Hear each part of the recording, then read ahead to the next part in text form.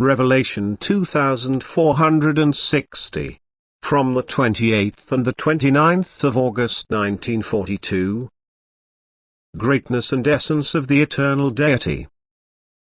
God's greatness will only be revealed to the human being when his spirit is awakened, yet even then it will still be incomprehensible to him, since nothing can be offered to him for comparison and the human being as such is incapable of unveiling this mystery.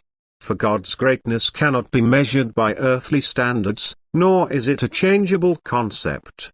God will remain the most perfect, holiest being for all eternity, as he has been since eternity.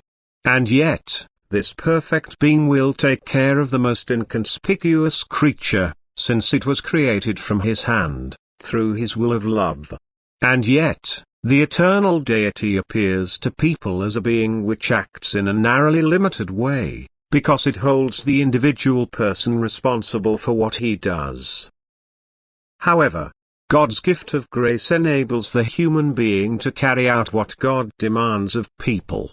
But what he demands of people is based on his eternal wisdom and love, and the human being cannot understand during his life on earth to what extent these demands correspond to God's wisdom.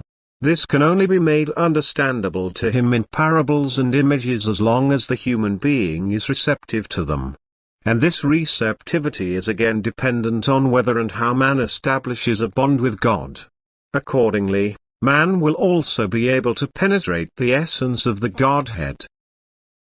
God cannot be explained intellectually, and neither can he be comprehended intellectually.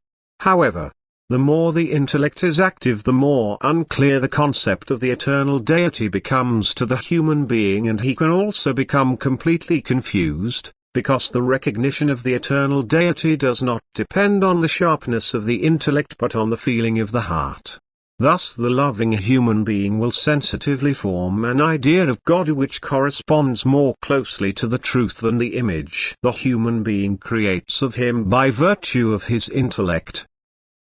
But the loving human being will also be satisfied with the idea he has gained in the correct realization that the greatness of God can never become comprehensible to the human being as long as he still lives on earth. Yet he will not find his reign and activity incomprehensible either. He will not apply the standard to earthly circumstances, earthly effects and earthly events. He will not ponder and investigate intellectually but only blindly believe that everything God does and allows to happen is good and wise. And through this faith he will penetrate more deeply into the essence of the eternal deity than can happen by thinking about it, if the human heart is less deeply in love. God is love and can only be understood through love. God is spirit, and therefore enlightenment can only be given spiritually. Thus, that which is proclaimed through God's love to the spirit of the one who seeks to shape himself into love must also be recognized as truth. The sincere will for the latter is absolutely necessary, for spiritual striving is not the intellectually justifying will of the supernatural but working on oneself, educating oneself to love activity, gentleness, peaceableness, patience and mercy. The latter is led into the truth and to the recognition of it, while the former is always brooding and researching without coming to a completely satisfying result. Amen.